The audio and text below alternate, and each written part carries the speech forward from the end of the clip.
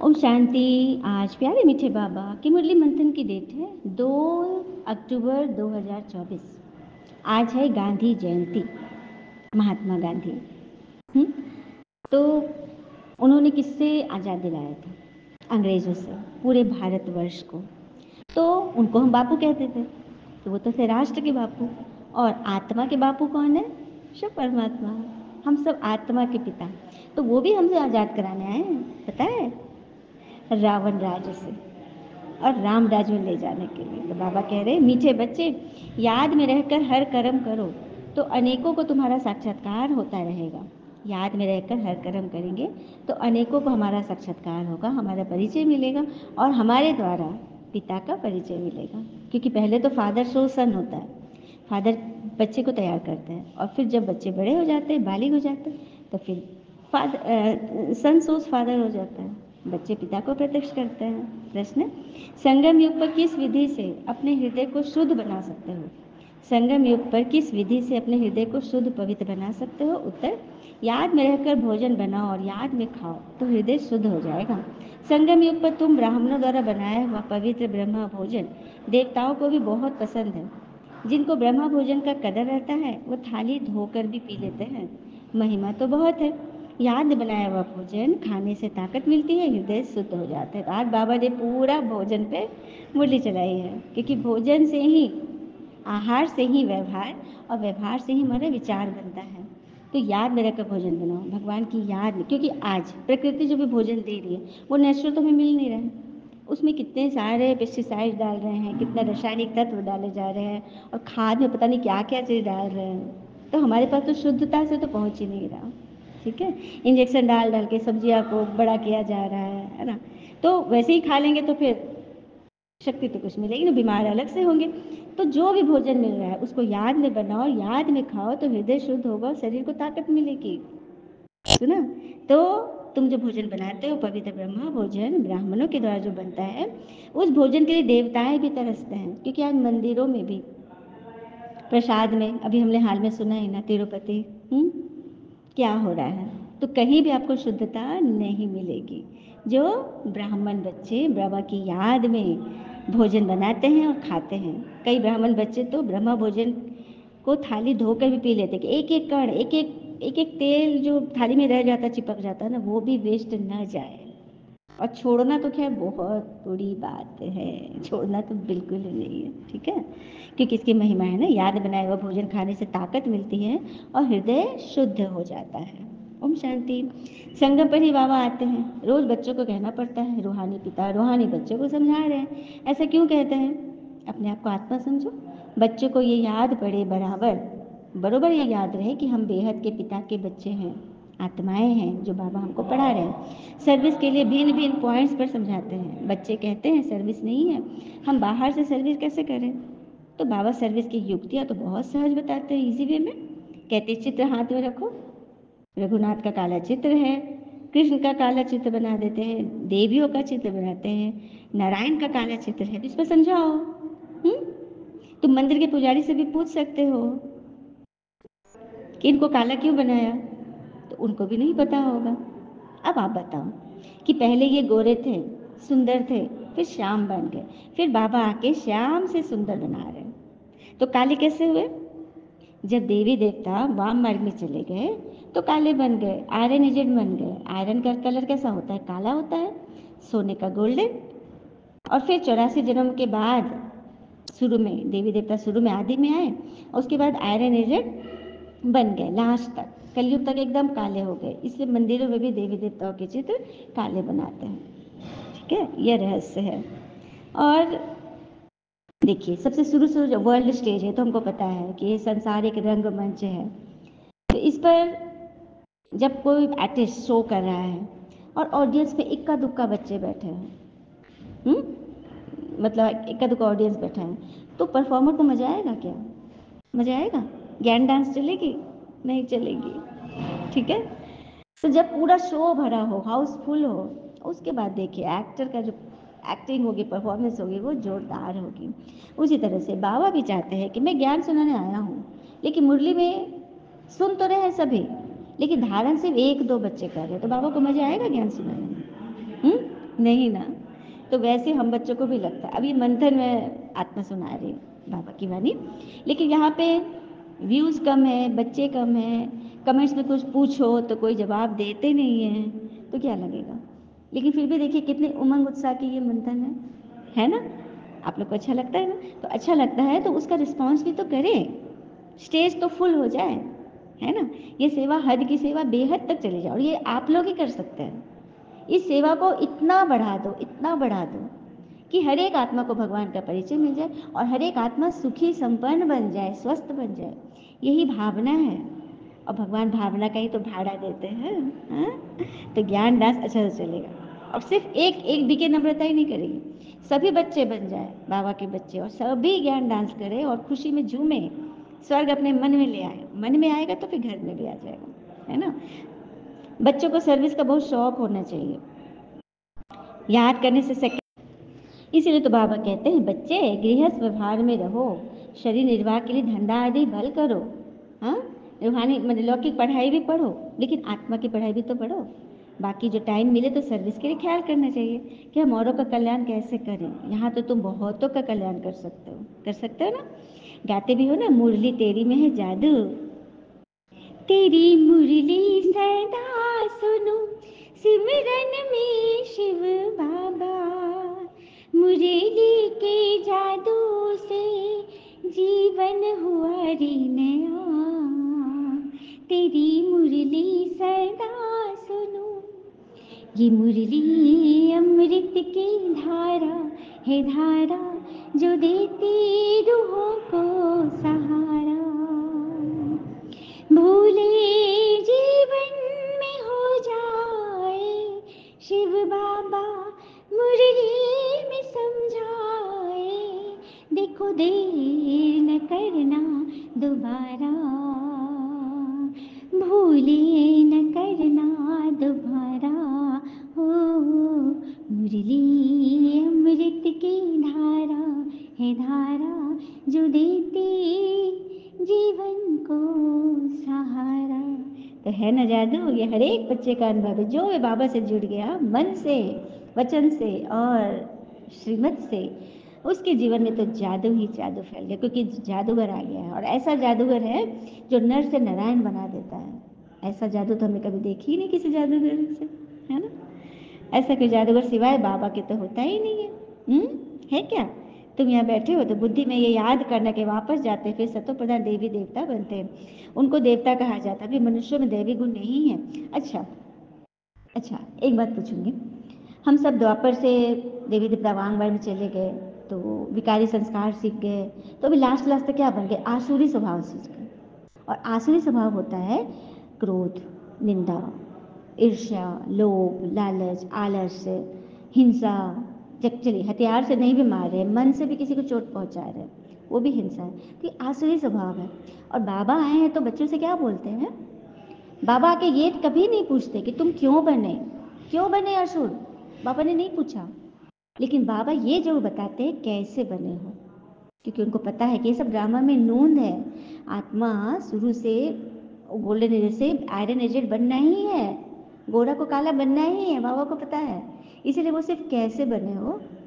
अब देखिए, कोई सूत अगर मूंझ गया, कोई धागा फंस गया, उलझ गया एकदम, तो उसको सुलझाने की क्या विधि है, क्या करेंगे सबसे पहले, उसकी शुरुआत, बिगिनिंग और अंत, एंड को पकड़ेंगे। छोर और छोर, वही तो पकड़ेंगे ना। बीच से कोशिश कीजिएगा तो बीच से एक तो पकड़ाएगा नहीं, गांठें पड़ेंगी, धागा काटना पड़ेगा, कितना सारा बर्बाद हो जाएगा। तो जो शांति वाले व्यक्ति होंगे ना, बूढ़ी बूढ़ी दाद माने बुजुर्ग लोग, बच्चों से ये काम नहीं होगा, अस्थिरता का काम है ये, बोल छोड़ो छोड़ो तुमसे नहीं होगा, वो लोग उनका गोला ले लेंगे और आराम से बैठ करके भगवान का नाम जपते हुए उसको सुलझा देंगे, और निकाल देंगे शुरुआत, और छोर निकाल देंगे लास्ट, है ना। तो बाबा भी क्या करते हैं, हम बच्चों का भी सूत मूंझ गया, किसका सूत, मन का सूत एकदम उलझ के एकदम फंस गया। अब बाबा आए हैं तो सबसे पहले आदि और अंत का ज्ञान बताते हैं, और छोर, उनके द्वारा बाबा हम लोग को सुलझाते रहते हैं, बीच बीच में मध्य का भी बताते रहते हैं, ठीक है। तो ये ज्ञान कितना सुंदर है। बाबा कभी नहीं गुस्सा करते हैं कि तुम लोग ऐसे क्यों बने, उनको पता है ये बनना ही है और मेरा काम इनको सुधारना ही है। बाबा तो बोलता है भूले करोगे तब तो मुझे अभूल बनाने के लिए आना पड़ेगा, नहीं तो पतित पावन को आने की दरकार ही क्या है, जब कोई भूले ही ना हो। और प्योरिटी है तो पीस प्रॉस्पेरिटी है। बाबा आकर में प्योरिटी सिखाते हैं, सच्ची सच्ची पवित्रता। और एक बात और है, चैलेंज। चैलेंज कौन उठाते हैं? जो गृहस्थ में रहते हैं ना, वो चैलेंज उठाते हैं दुनिया वालों से। बाकी साधु संत भी चैलेंज नहीं कर सके कि गृहस्थ में रह के पवित्र बनकर दिखा दो, किसी के बस की बात नहीं है। इसलिए तो वो लोग घर बार छोड़ दिए, औरत को नरक का द्वार बोल के चले गए, लेकिन खुद पवित्र नहीं रह सके। लेकिन यहाँ कितने सारे गृहस्थी बच्चे चैलेंज कर रहे हैं, क्योंकि चलाने वाला स्वयं साक्षात निराकार भगवान है ना। तो गृहस्थी को इतना क्यों बाबा ने आगे दिया है? आखिर ब्रह्म कुमारी दीदियाँ हैं, दादियाँ हैं, सभी पवित्र रह रही हैं, आश्रम में रह रही है, लेकिन उनका उतना मन नहीं है पवित्रता में, क्योंकि उनके बारे में साधु संत बोले अरे ये लोग तो साध्वी हैं, संत हैं, ये लोग ऐसे ही पवित्र हैं, इन लोगों को क्या, इन लोगों का कोई मार्क्स नहीं मिलनी है इस पवित्रता में। तो पवित्रता में मार्क्स वहाँ मिलेगी जो परिवार में रहते हैं, जॉइंट फैमिली में रहते हैं और पवित्र रहते हैं, है ना बड़ी बात। तो बस पवित्र बनिए और भगवान के जो हिम्मत दे रहे हैं ना उस पर चलते चलिए। फिर बाबा आगे बोल रहे हैं, तुम बच्चों को कभी भी कोई फिक्रात नहीं होनी चाहिए, सब एक्टर्स हो, एक शरीर छोड़ दूसरा लेकर फिर पार्ट बजाना है, हर जन्म में संबंध आदि बदल जाता है। तो बाबा समझाते हैं ये बना बनाया ड्रामा है ना। आत्मा 84 जन्म लेते लेते तमो प्रधान बनी, अब फिर आत्मा को सतो प्रधान बनना है। पावन तो जरूर बनना है, पावन सृष्टि थी, अपतित है, फिर पावन होनी है। सतो प्रधान तमो प्रधान अक्षर तो है ना, शुरू में सतो प्रधान था, अभी तमो प्रधान। अज्ञान अंधकार की पराकाष्ठा होगी, फ्लड्स आदि आते हैं, कितने डूब जाते हैं, मूसलाधार बारिश होती है, तूफान आते हैं, नेचुरल कैलेमिटीज भी मदद देती है परिवर्तन में, कितने ढेर मनुष्य जानवर आदि सब बह जाते हैं। ऐसे नहीं कि पानी से पावन बन जाएंगे, हाँ नहीं, शरीर तो पतित पावन से ही पावन बनेगा आत्मा, क्योंकि पावन बनना ही आत्मा को, शरीर को नहीं। शरीर तो पानी से नहाता है तो पावन बन गई, शुद्ध हो गई, नहा गई, शुद्ध हो गई, लेकिन नहीं, आत्मा तो वैसी की वैसी। तभी तो गीत है ना, मैली चादर ओढ़ के कैसी द्वार तुम्हारे आऊं, मैली चादर ओढ़ के कैसी। भक्ति का बहुत प्यारा हिट गीत है कि आत्मा पुकार रही है भगवान को कि भगवान मैं शरीर तो स्वच्छ रख ली, वस्त्र भी स्वच्छ है, चलन भी स्वच्छ है, लेकिन आत्मा मैली है, वो चादर ओढ़ के कैसे आऊं तेरे द्वार। तभी तो बाबा को आना पड़ा है उस चादर की सफाई करने। भलवत जगत गुरु कहलाते हैं, परंतु गुरु का तो काम है सदगति देना। श्री श्री जगत गुरु कृपाचार्य शंकराचार्य 1008 पता नहीं क्या क्या टाइटल ले लेते हैं, लेकिन जगत गुरु तो वो है जो सबकी सदगति करे। ये लोग तो सदगति करा नहीं सकते। सदगति था साथ ले जाना। कभी कोई गुरु कहा है किसी शिष्य को, फॉलोवर को, कि तुम निश्चिंत रहो, तुमको मैं ऐसे पहले नहीं जाने दूंगा, मैं अपने साथ ही तुमको ले जाऊंगा जब भी जाना होगा, तुम्हें अकाल मृत्यु नहीं होगी, बोल सकता है कोई साधु संत? नहीं, ये काम तो बाबा का ही है। तो सदगति कराने वाले परम सदगुरु, गुरुओं के गुरु तो हमारे शिव बाबा है, वही सदगति दाता है, स्वर्ग पहुंचाता है। हाँ हाँ, बाबा समझाते तो बहुत रहते हैं, ये भी सुनते हैं कौन? ब्रह्म पिता, क्योंकि शिव के बाजू में वही बैठे हैं ना, सबसे पहले कौन सुने? ब्रह्मा। इसीलिए वो वाला श्लोक है ना गुरु पर जो है, गुरुर ब्रह्मा गुरुर विष्णु गुरु परमे महेश्वर है ना। सबसे पहले कौन से गुरु का नाम है? ब्रह्मा, क्योंकि सबसे पहले ब्रह्मा ने सुना और ब्रह्मा ही तो फिर विष्णु बनते हैं। और शंकर जी ने कह देते हैं आँख खोलने से भस्म कर देते हैं, इसलिए उनको भी गुरु नहीं कहा जाता। गुरु का तो एक काम ही थी कि गुस्सा करे, भस्म करे, नहीं ना। तो ब्रह्मा गुरु है क्योंकि परमात्मा ने उनको ये हक दिया, परमात्मा ने ब्रह्मा को हक दिया, पदवी दे दी गुरु की, है ना बड़ी बात। तो ताली बजाइए ब्रह्मा के लिए।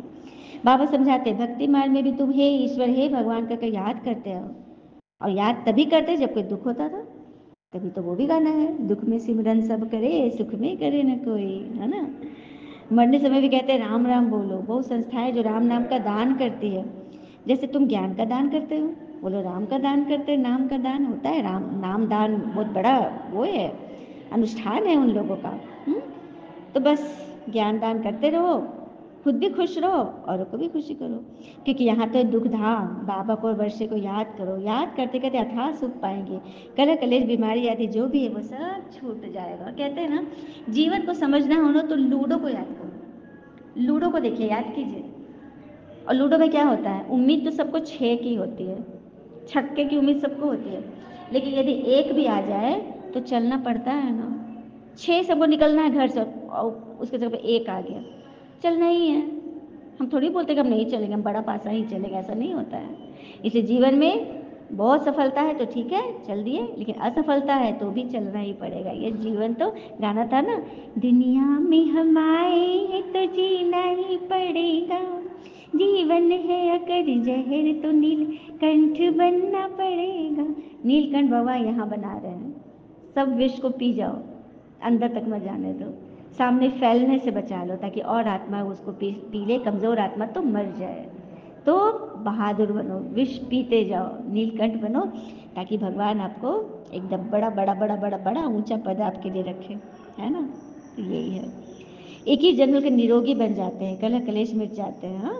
हाँ, मोचरा खाकर मानी तुक्कड़ ले लेना, ये तो कोई अच्छी बात नहीं है। मोचरा मतलब सजा खाकर थोड़ा सा रोटी का टुकड़ा ले लेना, क्या अच्छी बात, सजा भी मिला और रोटी टुकड़ा भी मिला। नहीं, हम सजा भी नहीं खाएंगे और पूरा पूरा पूरा राजपद पाएंगे, एकदम राज सिंहासन, लक्ष्मी नारायण के बगल वाली, है ना।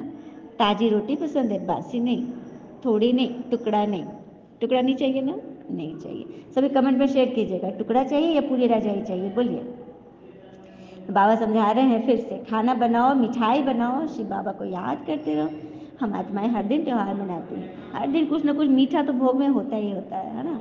शिव बाबा को याद कर बनाएंगे तो मिठाई खाने वालों का भी कल्याण होगा। सुना, जिसको भी आप भोग दोगे, ये भोग लगाने वाले, बनाने वाले, खाने वाले, देखने वाले, सुनने वाले, सबका कल्याण है। ठीक है। फिर बाबा कहते हैं शिव बाबा को याद करके बनाएंगे तो बहुतों का कल्याण होगा, उस भोजन में ताकत आ जाती है। इसलिए बाबा भोजन बनाने वाले को कहते हैं शिव बाबा को याद कर बनाओ। लिखा हुआ भी है, शिव बाबा याद है ना, भंडारी में लिखा होता है। ब्रह्मा भोजन का गायन है ना, ब्रह्मा भोजन ब्राह्मणों द्वारा बनाया गया, शुद्धता से बनाया गया है, जो देवताओं को भी पसंद है, उनको खाने से शुद्धि आती है। ब्रह्मा भोजन का बहुत कदर होना चाहिए, क्योंकि आत्मा भोजन कर रही है। ठीक है, तो जो सुना बाबा बाबा की श्रीमत उसको अमल में लाना चाहिए ना। ठीक है। अच्छा, मीठे मीठे बच्चों प्रति भगवान की नमस्ते, हम बच्चों के भी प्यारे बाबा को नमस्ते। धारणा के लिए मुख्य सार, पहले पॉइंट, किसी भी बात की फिक्रात नहीं करनी है, क्योंकि यह ड्रामा बिल्कुल एक्यूरेट बना हुआ है। सभी एक्टर्स इसमें अपना अपना पार्ट बजा रहे हैं, सुना ना। एक्टर्स तभी पार्ट बजाएंगे बेस्ट पार्ट जबकि ऑडियंस होगा। परीक्षा लेने वाले काफ़ी सारे हो, नहीं तो फिर टमाटर और सड़े हुए फ्रूट फल में पड़ने लग जाएंगे, है ना। अच्छी रीति पाठ बजाना है। दूसरी पर, जीवन मुक्त पद पाने व सदा सुखी बनने के लिए अंदर में एक बाबा का ही सिमरन करना है। मुख से कुछ भी बोलना नहीं है, भोजन बनाते या खाते समय बाबा की याद में जरूर रहना है। तो जीवन मुक्त पद पाना है, ठीक है, सत्युग में तो मिल ही जाएगा, क्योंकि वहाँ सभी जीवन मुक्त है। वहाँ मुक्त रावण का है ही नहीं, समावेशता ही नहीं है, विकार ही नहीं है। तो कहाँ जीवन मुक्त, रियल जीवन मुक्त यहाँ संगम पे, क्योंकि परिवार में रहते, गृहस्थ में रहते, समाज में रहते मुक्ति, किसी बात में फंसना अर्थात जीवन बंद है।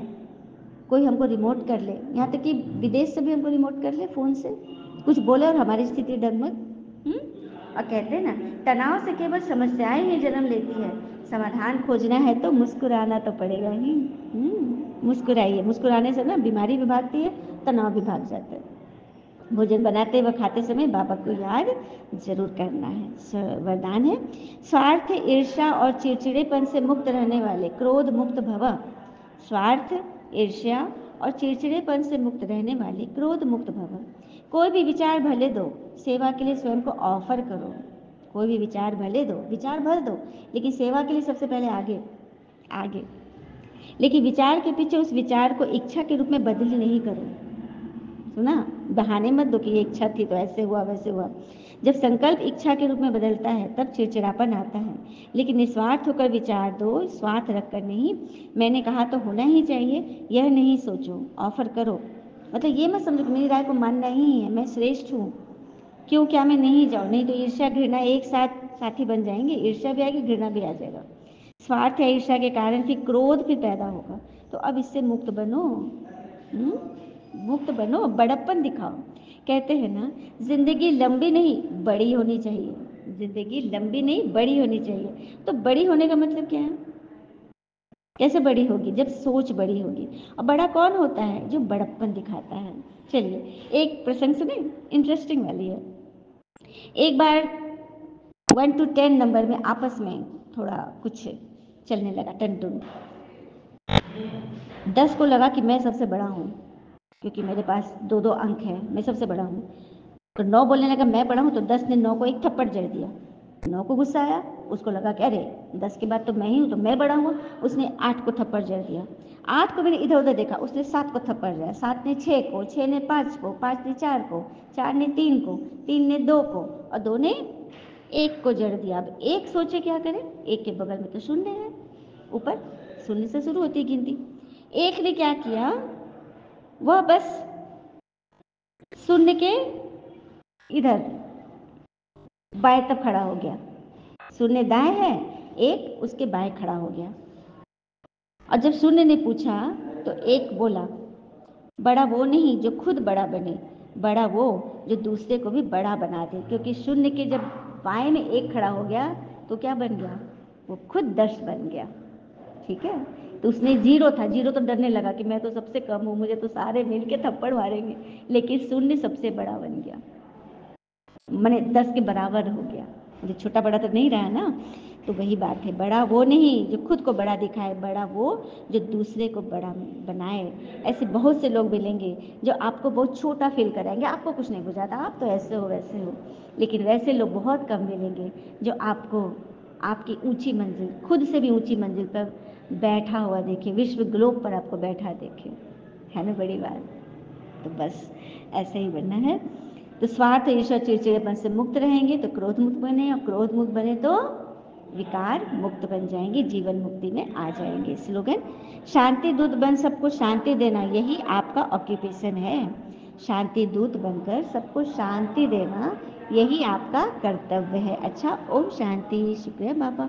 शुक्रिया बाबा के बच्चे, सॉरी बैकग्राउंड थोड़ा सा सॉरी। ठीक है, ओम शांति बाबा, ओम शांति। शुक्रिया बाबा, शुक्रिया।